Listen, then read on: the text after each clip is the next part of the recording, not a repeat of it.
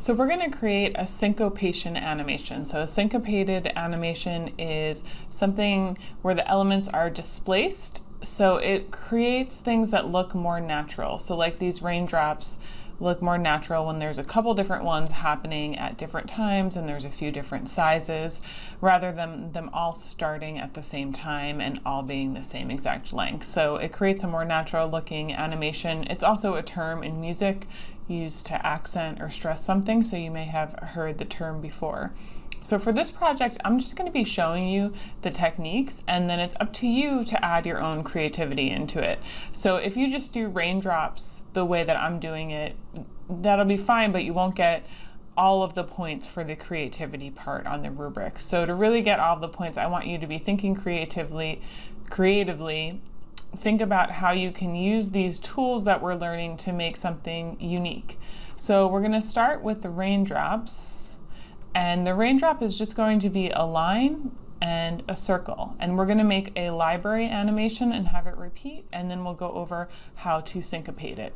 So I'm just going to make a new one because this was what I was testing on. So File, New, do Action Script 3.0, press OK. We want to get in the habit of coming into the properties here and changing the size 1920 tab 1080, and then we can come up here and fit in window. So we're going to start with making just the drop for the raindrop. So it's just a line. So I'm in the line tool here, and you can select whatever stroke color you want it to be. It could be gray, blue, black, totally up to you. And then I'm going to come over here and fix the stroke size. So remember, we don't want it to be 1 because that will look funny. Let's make it at least 3. It's really up to you though. And then you can just draw a line at an angle. Oh, that turned to gray. I want to change it back to blue because I liked the blue. So I can just select on it with my V, my move tool, and change the color. You could also change the stroke if you had forgotten to do that. And then if it's not at the angle you want and you've already drawn the line, you can free transform with the free transform tool here, and you can sort of rotate it. But if that's not getting you the exact result you want, let's say you want it to be really precise, you can come up to Modify, Transform, and Scale and Rotate. And in here, you can put in the actual number of degrees you want it to rotate. So you could just put 3 degrees and press OK, and then it will rotate very slightly. So you can get it super precise however you want it to be. So now we're going to right click and convert it into a symbol. And I'm going to name it Raindrop. And press OK, and it's a graphic, and press OK. And now, important thing, we want to be working in this library and creating a library animation. So I need to come over here into my library and double click. So this is really important step that some people miss. So I want to make sure I'm not in the scene, I'm in my raindrop library, just like we did last time. And so make sure up here you see raindrop listed at the top and you're not in your scene. So what we're going to do is animate the drop moving.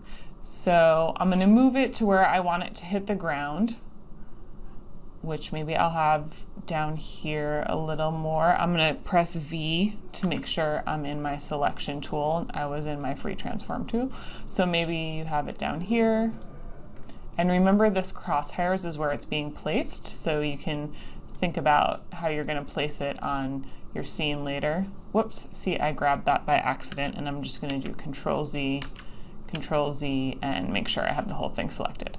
So I'm placing it where I want the drop to end up, where I want it to basically hit the ground. And then I'm moving my time indicator to 1 second, which is 24 frames, and I'm pressing F6. And then I want to create a motion tween. So I'm coming back to frame 1, clicking on frame 1, right clicking, and create motion tween. Now this pops up, this might have happened to you before, because we want to convert the selection into a symbol because I hadn't done that yet. So just press OK, it's going to do it automatically, and make a motion tween, it's going to call it symbol 1.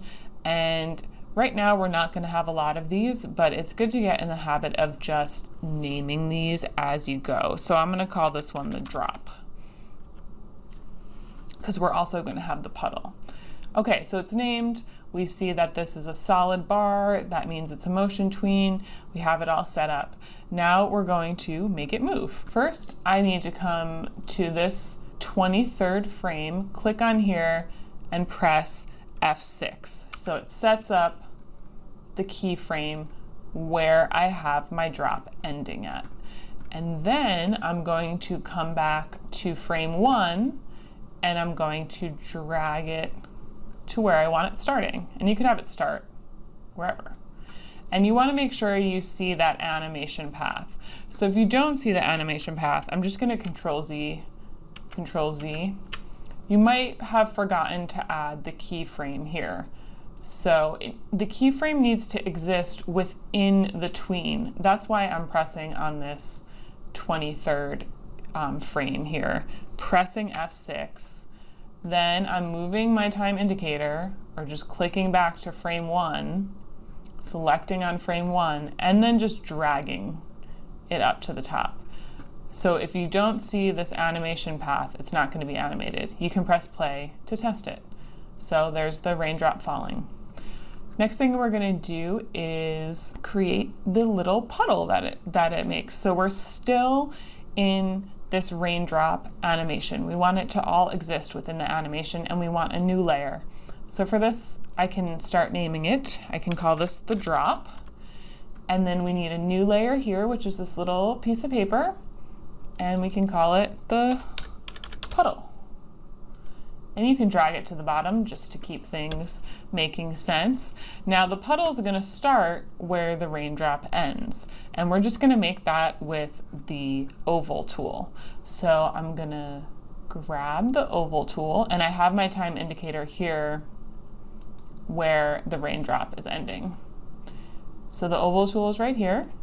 And I have it on a stroke, and I have no fill. So if you had a fill, you can just come click in the little paint bucket for the fill and make sure you have the red line through it. So you're going to just drag out an oval, whatever size you want yours to be. You can come into the move tool, which is V, and select it and move it around, get it set up however you want it to look. Okay, so now I want my puddle to start where my drop ends. So I'm going to take this first keyframe in frame 1. On my puddle layer, I'm going to click and hold and drag it to the end. And you can see now there's a blank keyframe in frame 1, and we're starting the puddle here. And now I want to create this into a motion tween. So I'm in the puddle on the keyframe I just moved, and I'm right-clicking, create motion tween. We're going to get this pop up again because it needs to be converted into a symbol. Just press OK. We can see the symbol here, and we can double-click to name it puddle in our library just to stay consistent. And then we want to extend, we want the puddle to last longer. So I'm just going to come out to 2 seconds, which is 48 frames, just to keep it, just to make it easy to remember. So I'm clicking at 2 seconds in my puddle layer, and I'm just pressing F6. And that, since I created the motion tween, that is automatically going to extend my motion tween, so we see that solid bar there on that layer. And when I scrub my timeline indicator, we don't see the drop because the drop is going to end when the puddle starts. So we have a keyframe at the end. This is the size I want it to be at the end, but in the beginning, I want the little puddle to start really small because it's going to get bigger as it kind of expands. So I'm clicking where my puddle begins on that keyframe there. I'm selected on the oval, and I'm coming into my free transform tool, Q on the keyboard. I am holding shift to constrain the proportions, and I'm holding shift and just making it very tiny. And let's see how that looks. So you can see it getting bigger. So we can see the raindrop dropping and the puddle getting bigger. I think I'm going to make this even smaller. So let's see how that looks. Okay, and then what I also want to do is I want this puddle to fade out so it looks like it's actually as close to being water. Obviously this isn't realistic, but I think if I make it fade, it will look a little more realistic. I'm gonna come back into my selection so you can see what's happening. So I'm at the end here, at the end of my puddle, and I'm selected on the oval with my selection tool, and then I can see my properties change. We can see it's a movie clip. That is okay for this. So I'm coming into my properties, into color effect, and in the style, I'm gonna select alpha. Alpha is just transparency.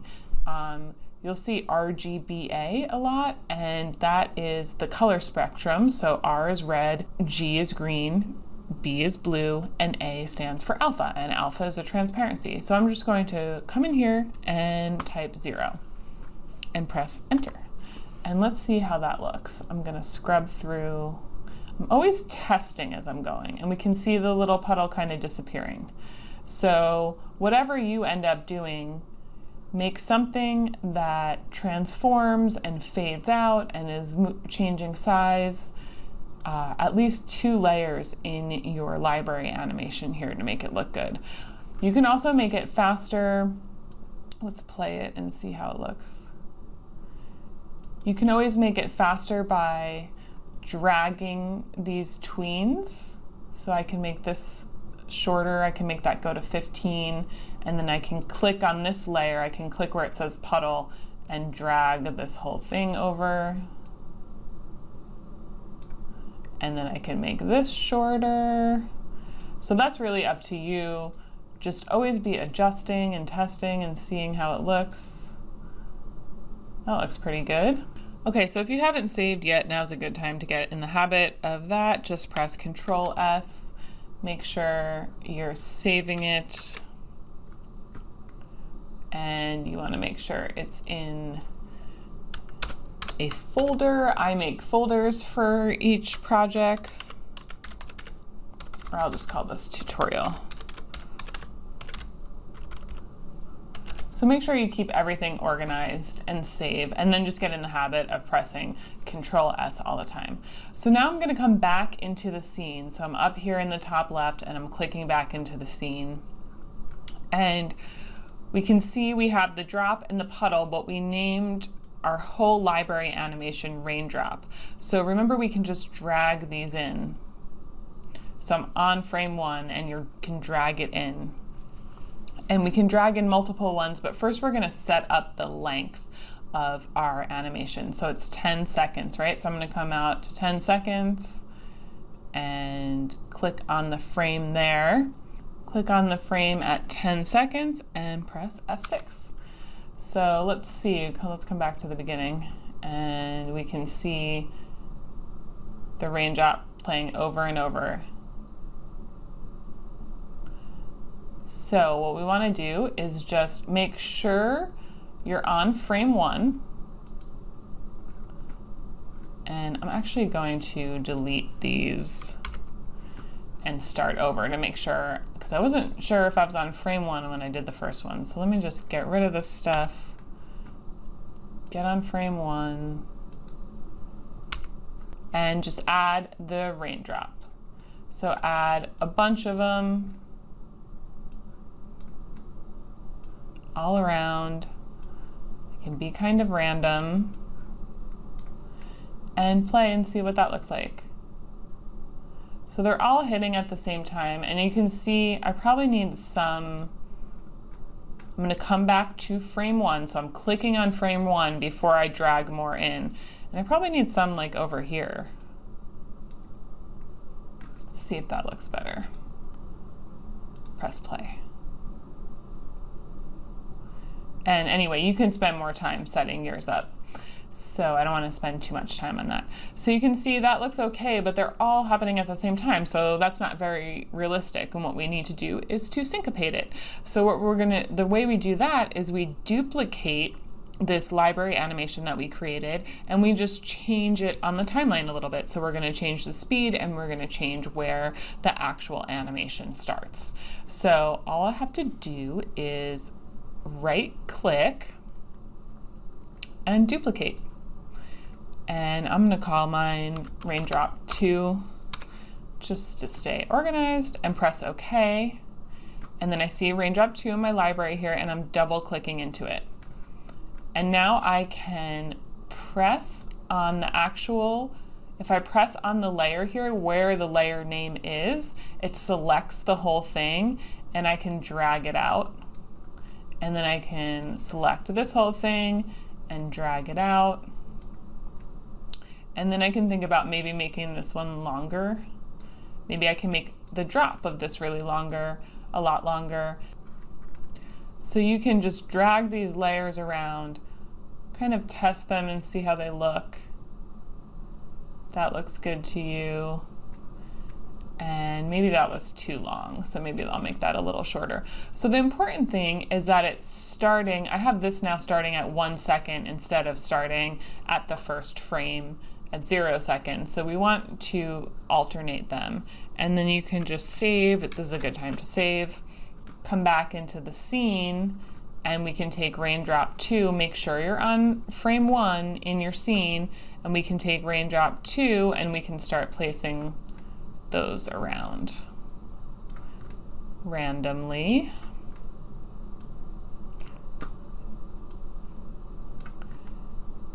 And you can obviously do as many as you want, but let's play and see how that looks. So that's starting to look a little better, but it's still kind of funny. So we probably need to add more of the first raindrop. As it goes and repeats, it looks a little better, but I'm going to do another duplication. So I'm selected on Raindrop 2 in my library. I'm right-clicking and I'm duplicating, and I'm going to call it Raindrop 3. And I think for this kind of syncopated animation, you know, doing like 4 or 5 is what looks best. So get back to frame 1, and then I'm double-clicking on Raindrop 3, and we're going to move it even further down the timeline so it starts later. So maybe I'll move the drop further. Maybe I'll make that even shorter. And then I'll start the puddle at the end here and make the puddle shorter. So this is completely up to you, and it's really going to depend on your animation and what you're doing. Okay, so that's a shorter one that starts later. I'm going to come back into my scene, and I'm making sure I'm on frame 1, and I'm dragging in Raindrop 3. And so this is just a process you repeat over and over again. And I'm not going to go too much further. I'm just going to show you some things that might get messed up. So that's starting to look a little better, a little more realistic. I think you might have seen, can you see those dots? So these dots, there was one point where right there. So these dots are showing up. And this is one of those annoying things that can happen in Animate, but there is a pretty easy fix for it. And the dots start to show up in Raindrop 2 and Raindrop 3 when there is no frame on frame 1. And the simple, quickest fix to do that is to create a new layer in between the 2 layers. So I'm just making a new layer, and we're going to create an invisible line that's going to make the program happy. There might be another way to do this. This is the quickest way that I know of. So I'm just creating a line. I'm going to draw it right on my crosshairs so I know where it is, because we're going to make it invisible. And then I'm coming to my V, my selection. I'm highlighting it. I'm selecting it. I'm making it a symbol, and I'm calling it invisible line. Pressing OK, and then I'm coming into the style in the color effect and my alpha, my transparency, and I'm just making it 0. And that should work. If I press Control S to save, come back into my scene, let's see. It's okay if you see the dots at the beginning, because those don't actually show up, but it's the ones happening but there's another one. I think those are probably on Raindrop 3. So we're going to need to create that invisible line again. So we come into Raindrop 3, make a new layer, make a line, V, select, convert to symbol,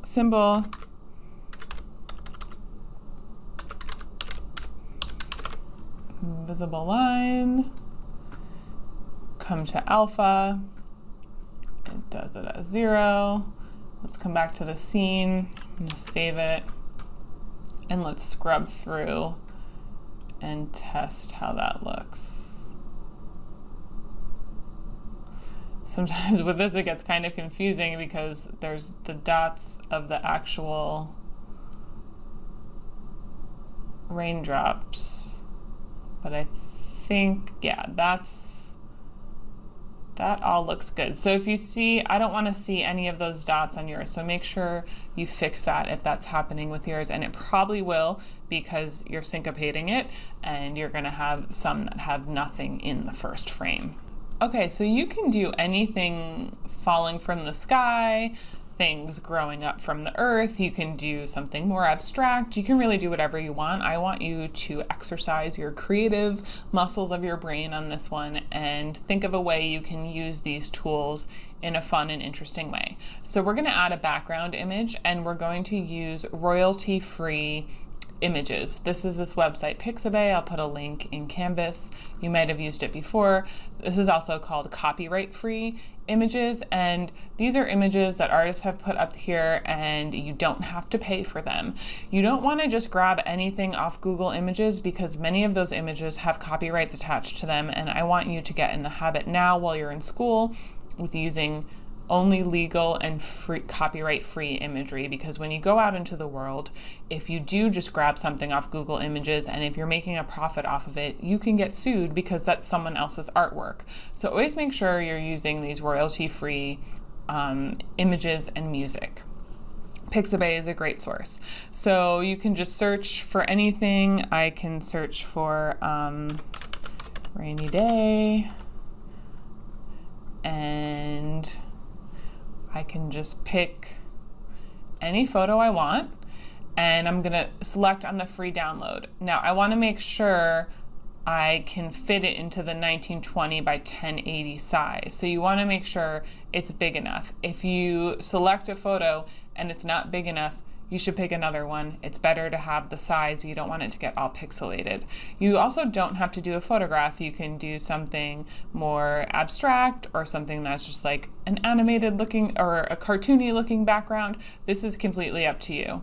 So I'm going to download it and say that I'm not a robot.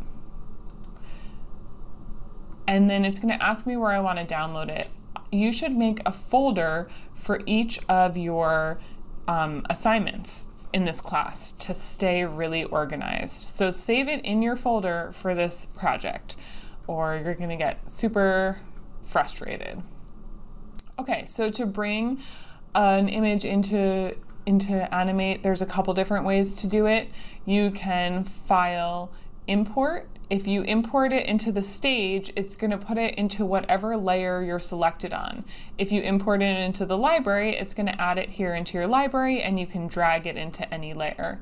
You can also, I'm actually going to name this layer. You can create a new layer. I'm going to just name it photo to keep organized. I'm going to drag it to the bottom because I want this photo underneath. I can come into my file folder and I can find that rain photo I just got and I can just drag it into here and it automatically places it in. I'm going to do Control Z and just show you what the other options are. If you file import into stage, pick it, see it puts it right. It's basically the same thing.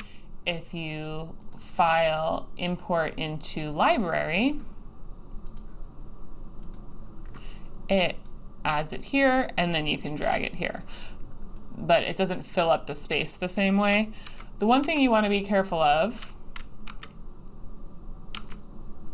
is if I'm selected, this is my animation layer. If I'm selected here and I drag it in or import it, it's going to be on the same layer as my animation, and that is not what I want. So I'm going to Control Z to get rid of that. I'm going to make sure I'm selected on the layer I want my photo to go into. So you can click on the little eye to disappear the animation and make sure you're on the right layer. You can also lock the animation layer so you don't actually accidentally drag it into there.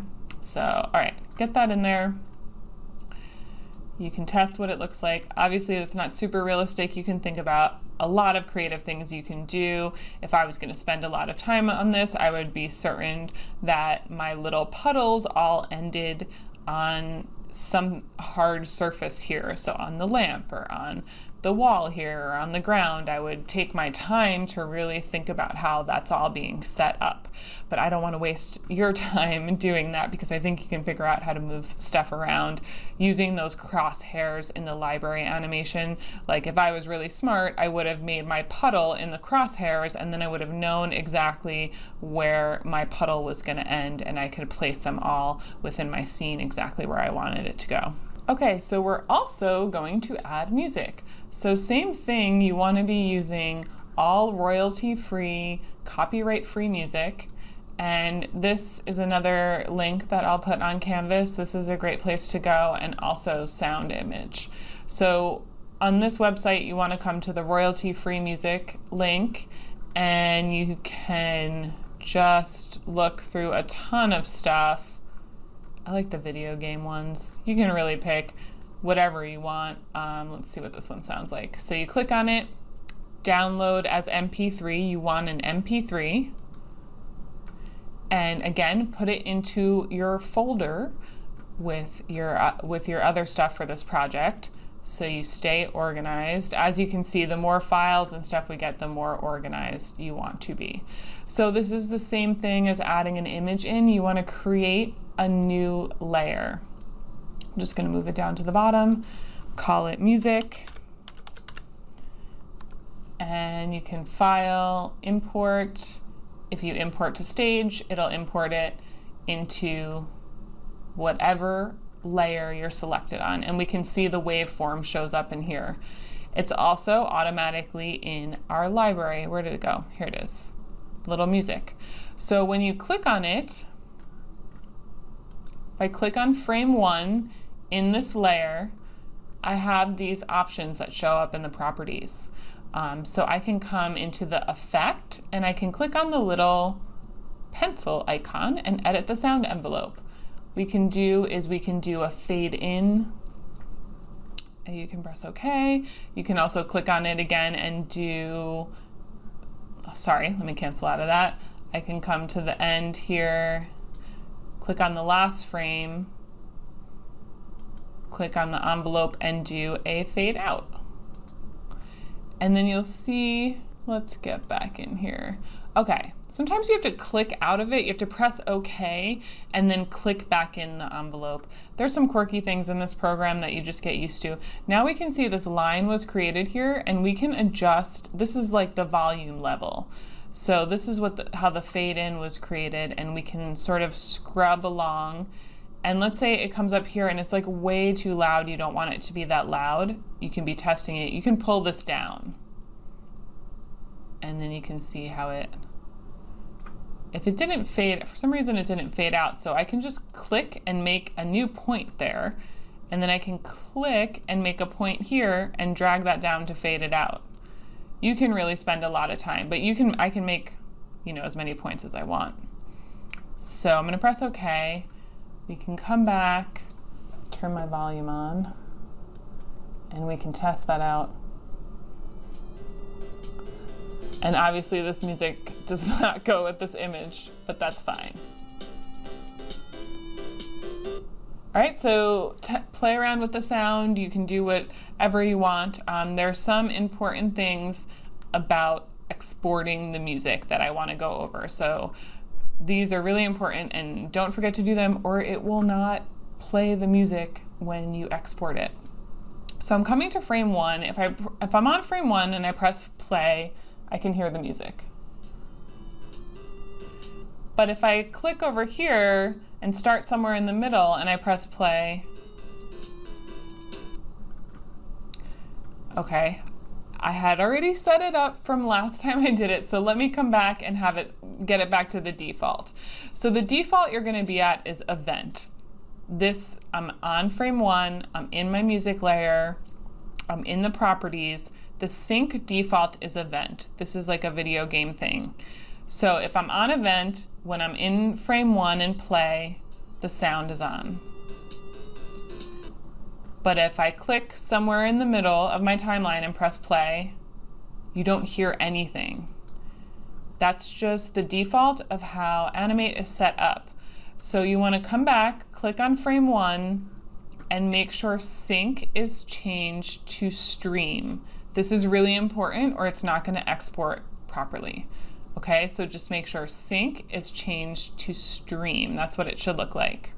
The default setting that comes with this when we publish it is from Flash from the 90s. So that is not helpful for us because what it wants to do is recompress the sound. So let me show you what that looks like. If I go to File, Publish Settings, the sound is mono, and in the audio stream, this is what we're going to change. And these are old settings from the 90s.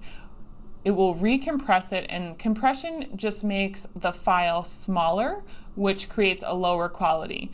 Now these music files are already compressed. We don't want to compress it anymore, and we don't want it to sound bad. So the important thing you need to do here is where it says audio stream, and then I click on the MP3 here, and I get this pop up for sound settings.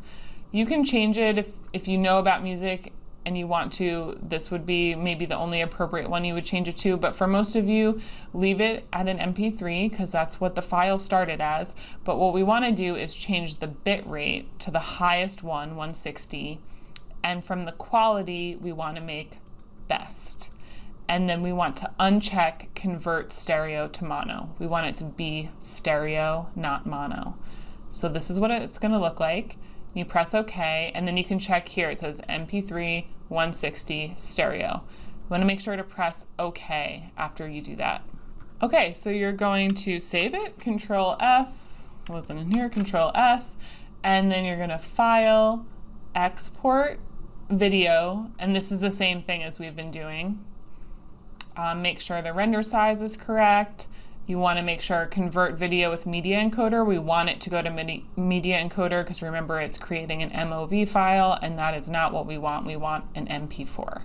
So, and make sure it's saved to the correct folder. If it's not, you can come to Browse and you can go to your documents and get into your right folder. Press Save.